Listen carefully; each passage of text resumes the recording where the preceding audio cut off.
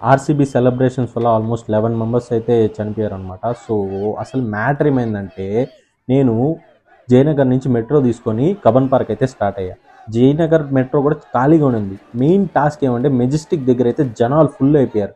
ఇంకా దాని తర్వాత కబన్ పార్క్ దగ్గర చూస్తే మీరు ఏ పక్క చూసినా జనాలే. ఇంకా అది కాకుండా ఫ్యాన్స్ కాకుండా పిల్లోళ్ళు, పెద్దోళ్ళు, ఇంకా 40-50 ఏజెస్ ఇంకా ఎవ్వరు తగ్గకుండా వచ్చేసారు.